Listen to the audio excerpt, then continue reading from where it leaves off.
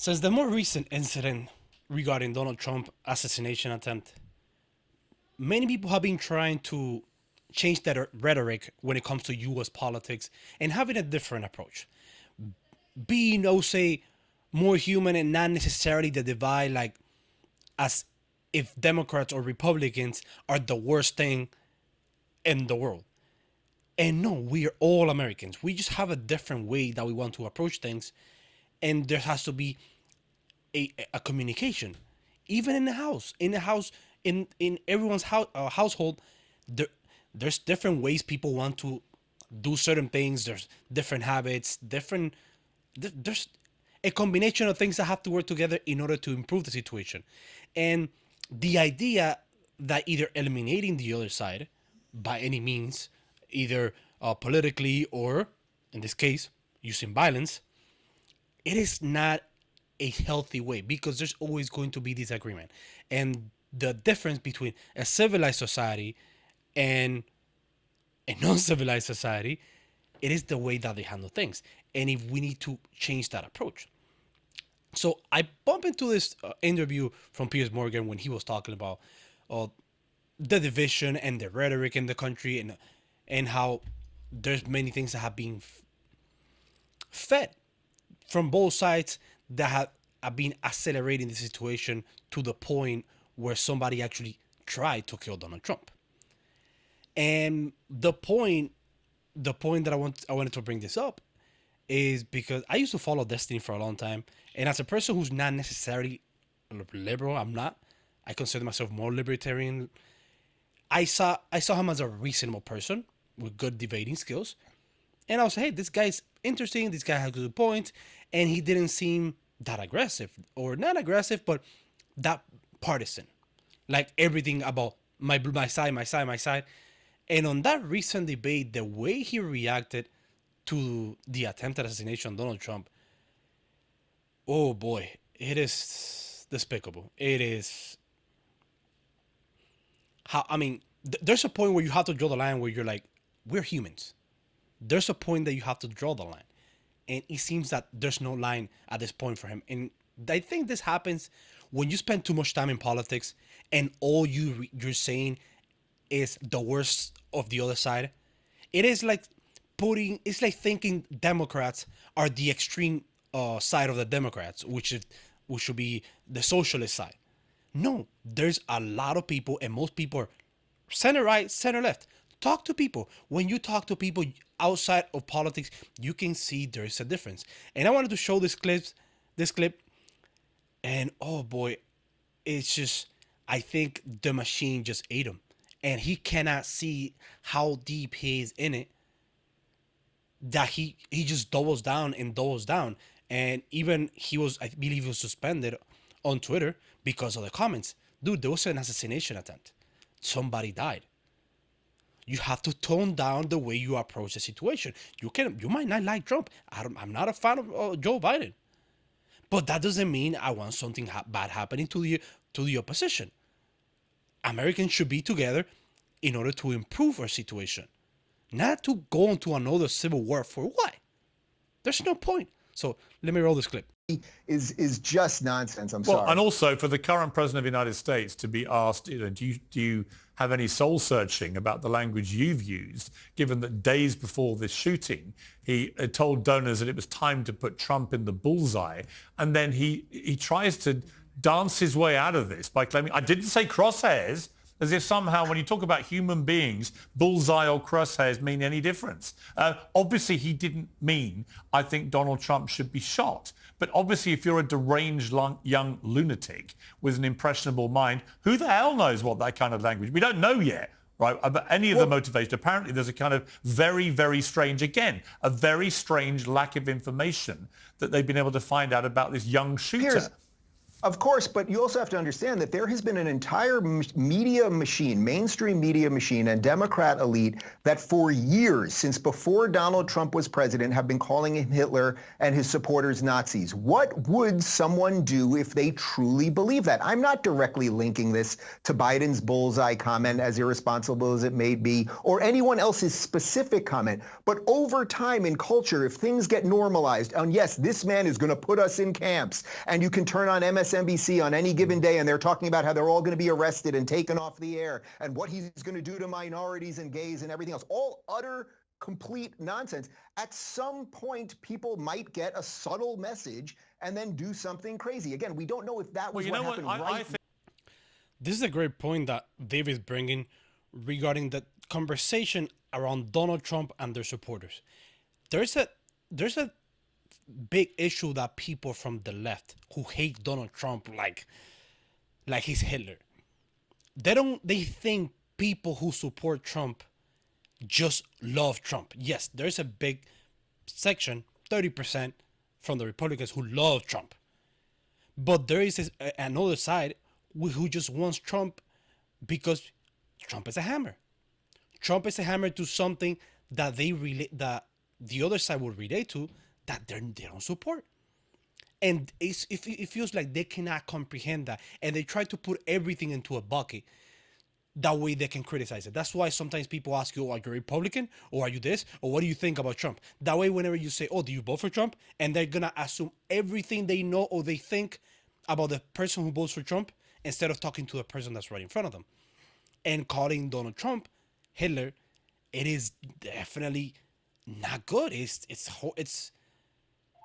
is a unreasonable conversation. The same way that here in Florida they posted a sign of Fidel Castro and Donald Trump. Anyone that has read a little bit about politics or understands about the politics behind a Donald Trump and a Fidel Castro knows that poster is full of shit. But they're simple-minded. They think, oh, Trump wants to be a dictator. Fidel Castro, any type of dictator. No, there's not the same thing of Mao as a dictator as a right-wing dictator. There's different, Franco from Spain, for example. There's different ways to approach. Yes, they're both totalitarian, but it's not a different thing. And the rhetoric, it is not good, guys. It is not a good thing to improve the situation. Because if you think of someone of the other side as being Hitler, somebody's going to believe it. Somebody's going, because and Destiny tries to make a comparison later on, comparing Obama, that they call him a communist. Come on, people in the United States, they don't have the same hate toward communism as, for example, a Cuban or a Venezuelan would have, because we freaking lived it. My family's still in Cuba, and they know exactly what socialism does. So the point is, the dangerous rhetoric of you comparing it to a mass murderer, as Hitler is, who murdered millions of Jews during World War II, who was one of the worst human beings in history. I would say easy, top 5. I mean, there's a lot of bad people, but it's unreasonable. And then you tie it to the people that vote for him, to not show mercy to any of the supporters who died, who, again, they might not love Trump. They just want an answer or someone who's going to stand up to the other side. Because when you have two options, there's a lot of compromises you have to make for either for voting for Joe or voting for Trump. You get two choices. It's like saying, oh, you can only buy a Honda Civic and a Toyota Corolla.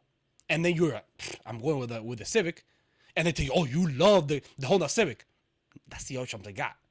It's a Corolla or a Civic. It's the same thing. That's a simplistic way to see it. So let's keep going with the other clip. Yeah, but we certainly can ask about it. And I think, to be completely fair, I believe Donald Trump has spouted a lot of very ill-advised and occasionally very dangerous rhetoric. And I want both sides to dial it down, because actually where this leads to is where it's led to. And in Britain, we've had 2 members of parliament in the last 10 years murdered by people for political reasons, basically because, lunatics have wanted to eliminate them. Let me bring in Destiny, because look, you've been at the centre, as you know, of a massive online response to what you were saying. And I want to go through what you said, and I want to talk to you about this hopefully in a calm manner to try and understand what you were thinking. So on Saturday evening, hours after the shooting, you said, let me clarify, when I say conflicted, what I mean is I lean towards seeing it as a natural extension of the thing Trump and the MAGA kids support. So I don't think I have much sympathy about the attempt enough to chastise people celebrating it. You couldn't find it in your heart to chastise people for celebrating the near assassination of a man who was president of the United States and maybe again? Absolutely not. Conservatives have completely bled that well dry. And the idea that they, after engaging in the most divisive and most extreme rhetoric that this country has seen in recent history, that they would come on and beg for sympathy, that it's escalated into some kind of violent confrontation is absolutely insane. Even the idea right now of saying, well, if you call somebody a Nazi for so long, it's, what do you expect people to do? I grew up listening to Rush Limbaugh call Obama a communist every single day he was on the radio. You've got conservatives that talk about how the mRNA vaccines were ways to sneak microchips into us. You've got COVID lockdowns that were done because the government was trying to take all your freedom away. They won't acknowledge anything that happened on January 6th. They say that the election was stolen and that your country is being taken from you. Like, I don't think anybody should be killed. I don't think anybody should go out and kill anybody. But when you engage in this type of rhetoric and when you turn the temperature up over and over and over and over again, there is absolutely no room for you to be shocked or surprised. And there certainly isn't room for you to ask for sympathy. But Destiny, you say you don't want anybody killed, and yet you say, I don't think I have much sympathy about the attempt to chastise people celebrating it. People celebrating the near assassination of Donald Trump. If you can't find it in you to chastise people who do that, aren't you just as despicable as the people you've just spent the last 2 minutes haranguing? The fact that he just said that, oh Jesus, is so disgusting. It's so disgusting that you're trying to pretend you're moral to say, hey, I think these people are doing certain things that are wrong. And then on the same hand, you're being so cold about people being killed and attempted assassination. Again, I would never vote for Joe Biden. I would never vote for the current state of the Democrat Party because I think they left their ways a long time ago. The Democrats from probably the first term of Obama, it is not the same. It has completely changed. It's just rage bait and algorithm, and the whole media is so extremely biased, even though as of recent, it has changed a little bit. But dude, how can you, this is the straw man that I hate sometimes. You find the extreme that person A said, and then you find the extreme from person C said, and then you find the extreme from person D said to say, hey, this is what conservatives are. Not a conservative, not a religious person. But that's wrong.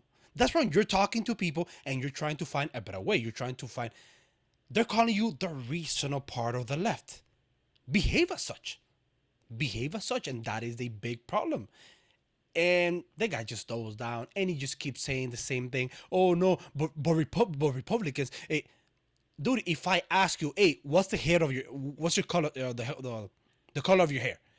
And you're like, oh, yeah, but Republicans, they say my hair is, that's not the question, bro. That is not the question that you were asked. And every time he keeps doing that and he just keeps dodging the question and double down. Personally, I feel disgusted watching that interview. I actually had to pause that interview multiple times because I can never see the other side as that. I came from Cuba. There's very few things I can hate more than socialists and people who support socialism. I don't want to see socialist murder. I don't want to see an attempted assassination on any elected official from any country. Because there should be a mutual respect on many of those things. But I think that's what happens when you spend so much time I think it's probably an algorithm.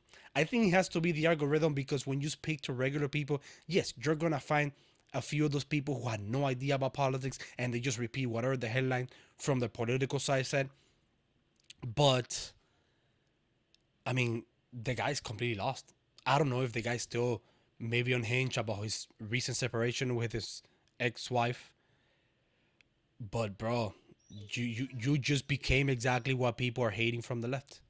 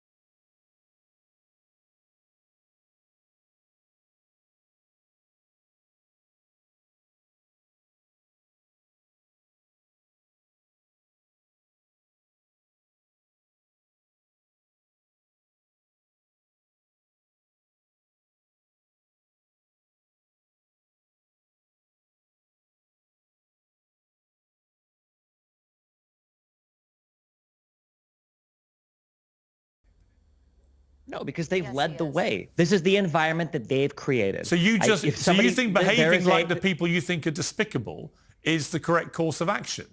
not about behaving like the people who are despicable would be leading that type of rhetoric. It would be denying every single bad thing. How many times as a liberal? How many times as a liberal have you been on a show? Not you in general, but like a liberal been on a show and you've been forced to disavow all of the BLM riots, disavow all of the violence, and blah blah blah. And then you talk to conservatives about it. January 6th, violence, that was that's a false good. flag. Yeah. January 6th. Oh, like conservatives disavow January 6th? Wait. First off, there's an entire cultural machine that has lied. There is an entire we just saw it in real time. That's it. What? That's why conservatives deserve absolutely zero sympathy for anything that happens as a result of their rhetoric. That's it. It's so easy. Like, it's so simple.